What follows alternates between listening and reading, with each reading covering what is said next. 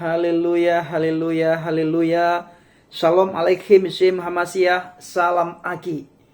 Aku kabarkan Injil keselamatan.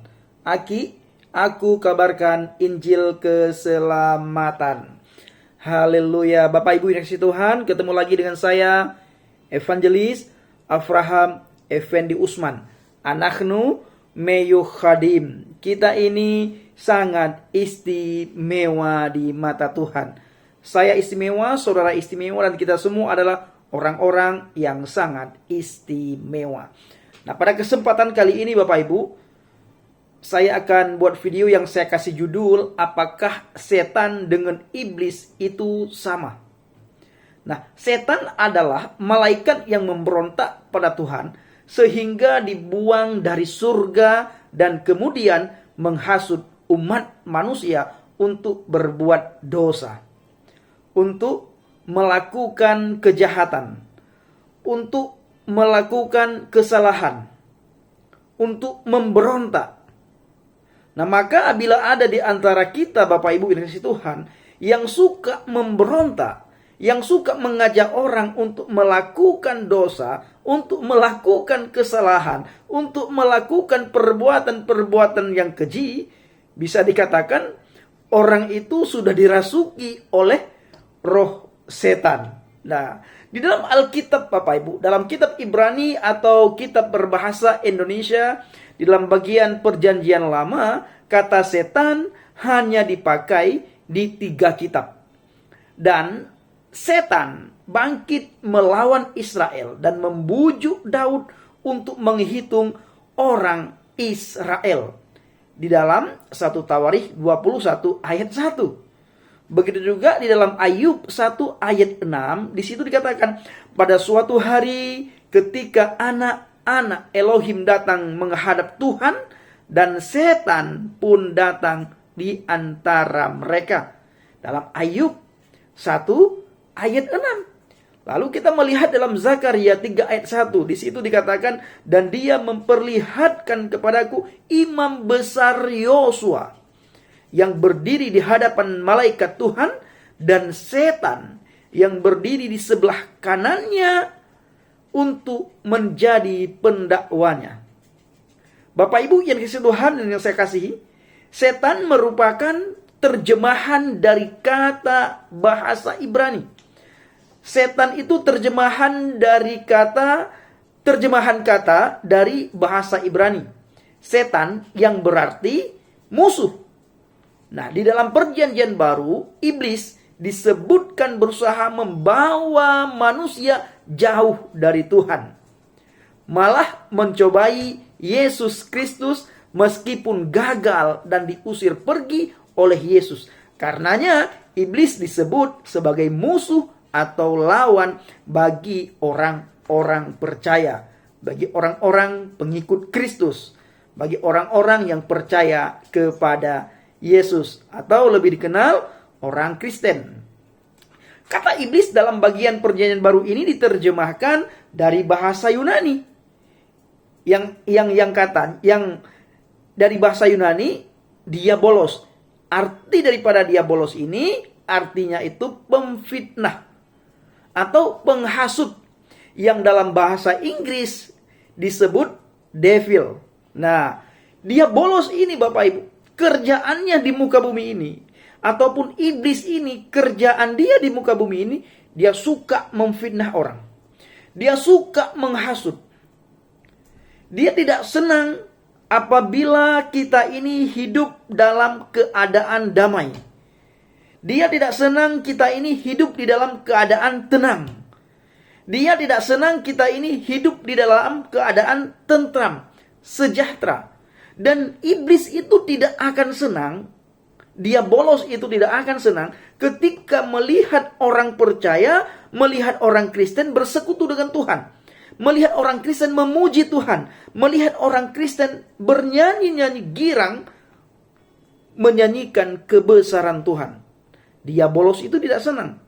Dan dia mengajak teman-temannya yang lain untuk menghasut orang itu supaya orang itu jauh dari Tuhan, supaya orang tersebut ada kebencian di dalam hatinya, supaya orang tersebut bisa dihasut, difitnah. Maka bila ada di antara saudara ataupun di antara kita Bapak Ibu yang suka menghasut orang lain, maka patut dipertanyakan apakah di dalam diri orang tersebut ada diabolos. Apakah diabolos itu berdiam pada diri orang tersebut? Nah, seseorang bisa dikatakan sudah dirasuki oleh roh diabolos ketika orang itu suka menghasut. Ketika orang tersebut suka menghasut, ketahuilah Bapak Ibu dikasih Tuhan bahwa orang tersebut sudah dirasuki atau sudah didiami oleh roh diabolos. Bahkan dia sudah diikat. Apabila seseorang sudah diikat oleh diabolos, oleh roh devil, roh iblis, Bapak Ibu, maka setiap hari kerjaan orang itu menghasut dan memfitnah. Dan orang itu tidak akan tenang hidupnya apabila tidak memfitnah orang dan tidak bisa menghasut orang. Ada istilah orang tersebut tidak senang ketika melihat orang senang, dan tidak suka melihat orang senang, dan tidak senang melihat orang ketika ada orang yang gembira, yang damai, dia tidak senang. Nah, itu ciri-ciri orang yang sudah diikat oleh roh diabolos, roh iblis. Nah, ini bahaya sekali Bapak Ibu. Nah, apabila saudara melihat teman yang suka sekali menghasut, suka sekali memfitnah, maka ketahuilah Bapak Ibu yang dikasih Tuhan, orang itu lagi dirasuki roh iblis, diabolos, devil. Maka cepat-cepat doakan orang itu, tengking, supaya roh diabolos itu lari daripada orang tersebut. Karena suka memfitnah. Apabila roh diabolos berdiam di antara kita Bapak Ibu, maka kerjaan kita tiap hari memfitnah dan menghasut.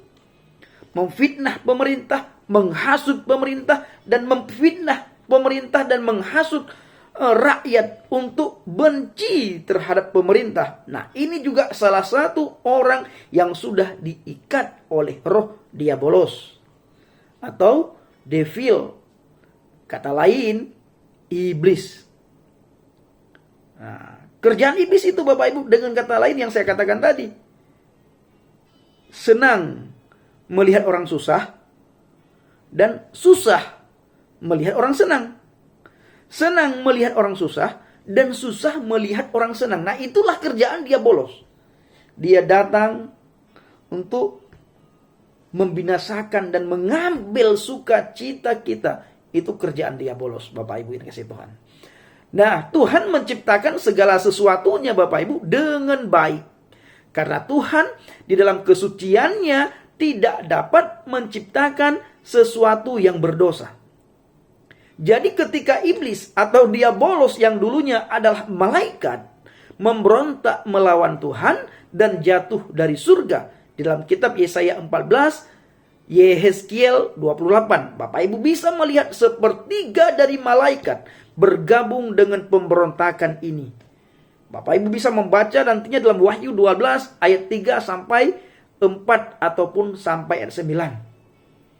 Maka tidaklah diragukan lagi bahwa para malaikat yang jatuh inilah yang disebut sebagai setan-setan. Nah, kata setan-setan dengan huruf S kecil, Yunani daimon, berasal dari kata daio, membagi untung.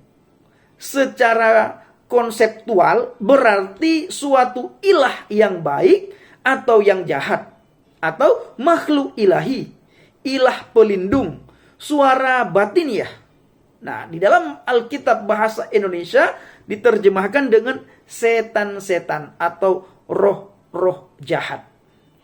Kita tahu Bapak Ibu yang dikasihi Tuhan bahwa neraka dipersiapkan oleh Tuhan untuk iblis dan malaikat-malaikatnya. Demikian menurut Injil Matius. Di dalam Injil Matius 25 ayat 41. Saya akan bacakan. Lalu dia akan berkata pula kepada mereka yang di sebelah kiri, enyahlah dariku ke dalam api kekal yang sudah disediakan bagi si iblis dan para malaikatnya, hai orang-orang yang terkutuk. Yesus Kristus, Bapak Ibu yang dikasihi Tuhan, dengan menggunakan kata ganti kepunyaannya menjelaskan bahwa para malaikat ini adalah milik iblis. Dalam Wahyu 12, 7 dan 9 di situ dengan jelas menjelaskan peperangan malaikat antara Mikael dan malaikat-malaikatnya dan iblis dan malaikat-malaikatnya. Jadi dari ayat ini dan ayat-ayat serupa lainnya adalah jelas bahwa setan-setan dan para malaikat yang jatuh adalah sama. Nah, dalam kitab Wahyu menjelaskan, Bapak Ibu yang dikasihi Tuhan, bahwa setan atau Satanas dan iblis, diabolos, adalah sinonim dari ular tua. Dan naga besar itu dilemparkan keluar dalam Wahyu 12 ayat 9. Saya akan bacakan. Dan naga besar itu dilemparkan keluar, yaitu si ular tua yang disebut si iblis dan setan, yang menyesatkan seluruh dunia. Dia telah dilemparkan ke bumi dan para malaikatnya telah dilemparkan bersama dia. Pemunculan kata Satan maupun diabolos secara konsisten dalam bentuk tunggal turut memperkuat hal ini. Jadi sebutan setan atau iblis sebaiknya ditunjuk pada pimpinan tertinggi roh-roh jahat. Ada ayat yang menarik untuk dikaji, Bapak Ibu, di mana Rasul Paulus pernah menyatakan, tidak tahukah kamu bahwa kita akan menghakimi para malaikat? Di dalam 1 Korintus 6 ayat 3. Maksudnya apa? Bahwa orang-orang benar, yaitu orang yang telah ditebus oleh Tuhan Yesus Kristus, saudara dan saya, kelak akan diberi otoritas untuk menghakimi malaikat-malaikat. Nah, kalau kita lihat konteks ayat tersebut, Bapak Ibu, bahwa baik Paulus maupun umat percaya, orang Kristen yang sudah percaya kepada Yesus dan hidup di dalam Kristus, termasuk kita kelak, Bapak Ibu dikasihi Tuhan, akan menghakimi para malaikat. Namun, malaikat yang dimaksud bukanlah malaikat Tuhan, melainkan malaikat-malaikat yang jahat. Tentu ada pertanyaannya.